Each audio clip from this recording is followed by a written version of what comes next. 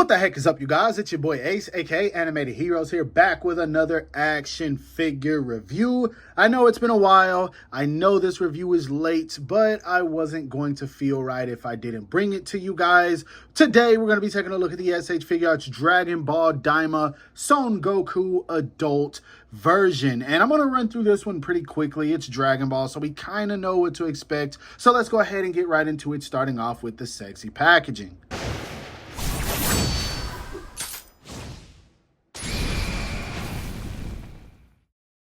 Now, the box is cool, but it is nothing special. It's pretty much the same thing we've gotten from all the Dragon Ball Daima figures. You got the window where you can see the figure inside, as well as some of the accessories, the yellow background, images all along the side. It does say Dragon Ball Daima, Tamashii Nations Bandai at the bottom, the toy sticker of approval. Then, of course, on the back, you've got some poses you can get the figure into, as well as some things that I can't read at the bottom because I imported this guy. Now, anyway, that doesn't matter. Let's go ahead and bust this guy out of the packaging so we can see what this figure is all about.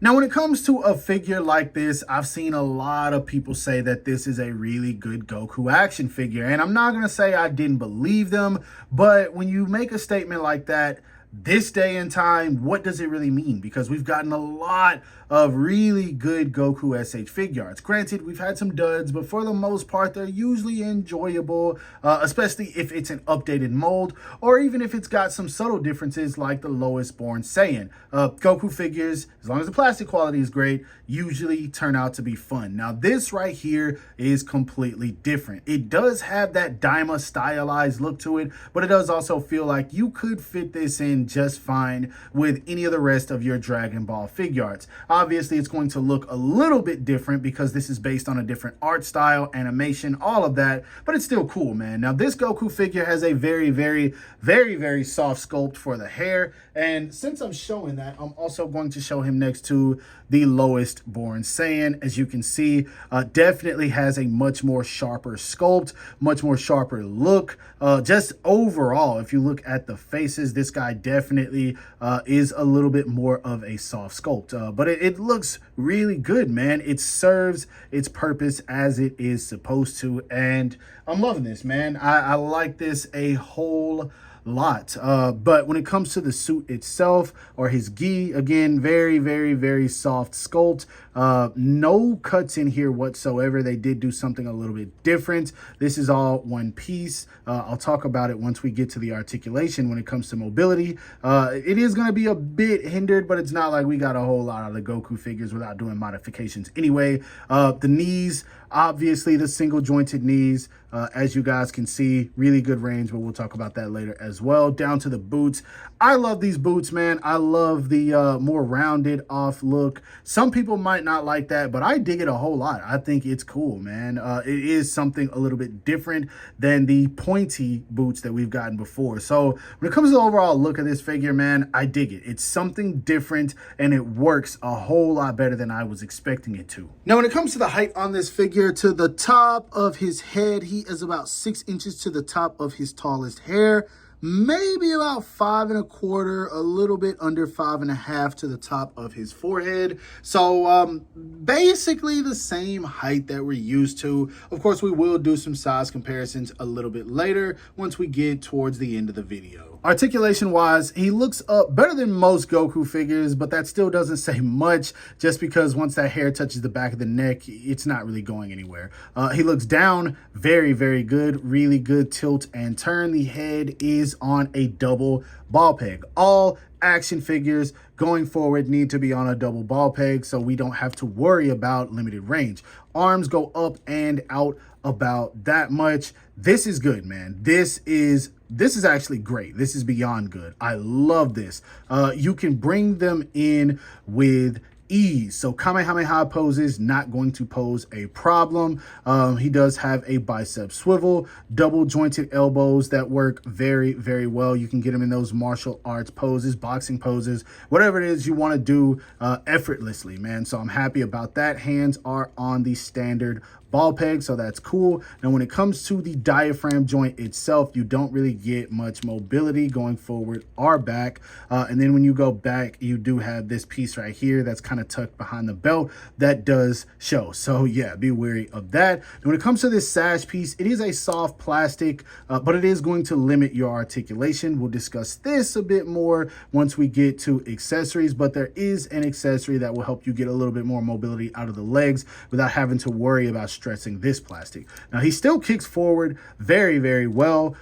He kicks back really not so much because he's got a sculpted butt, so that's not going to happen. Legs go out about that much. Very, very good. He does have a thigh swivel, single jointed knee, double jointed range. Looks much better in person than it does in photos. I actually like this better than I thought. It does still kind of have that domestic action figure look to it, but it's not bad, man. I do like the other look better, but this is something that I can get behind, and it's probably cheaper for them to make. So if it saves me money on action figures, then I'm all for it. We know Tamashii Nation, this is probably not.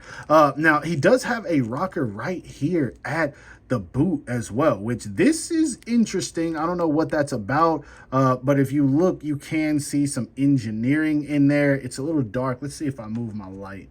Maybe, nah, that didn't help anything. That didn't help at all. But there is some engineering in there, so you can move the foot forward and backwards just a little bit. It doesn't swivel, sadly. I thought it did. Foot can move all around as it is on a ball peg. I didn't mean to do that, but there it is. Up, down, left, right, ankle, perfect. And then he does have a toe hinge. So articulation wise, really good. And that's my fault. I don't think this is an issue with this figure. I'm just like really going crazy with it. But yeah, I dig this, man. Very, very good, Tamashii Nations. Now, with this being a $35 figure, you don't get a whole lot of accessories, but I will say I think that you get everything you need with this guy. First off, he comes with this smiling head sculpt and a pair of fist hands right out of the packaging. He does come with his signature stare down expression. This looks really, really good. He does come with two other angry expressions, one where he's yelling, powering up, doing a Kamehameha, and then he does have one where he's kind of gritting his teeth, looking off to the side, so that's cool. He does come with a windswept hair. Now, this is something I love. I love when they throw in windswept hair with Dragon Ball figures. This is something they need to continue doing because they're great.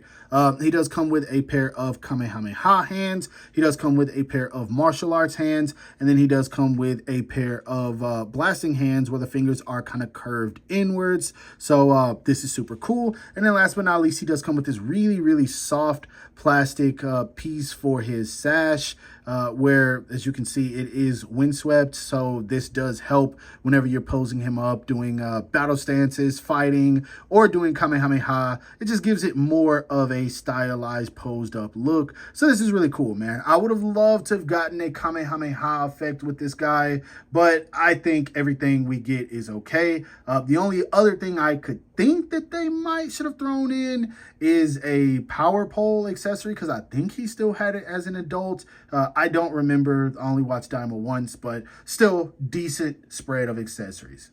Now, if you did want to mix and match head sculpts for basically different Goku looks, I will say that head sculpts from other Goku figures we've gotten in the past will fit on him, but some of them definitely don't have the best look. So be wary of that if you plan on changing out the head sculpts on this guy.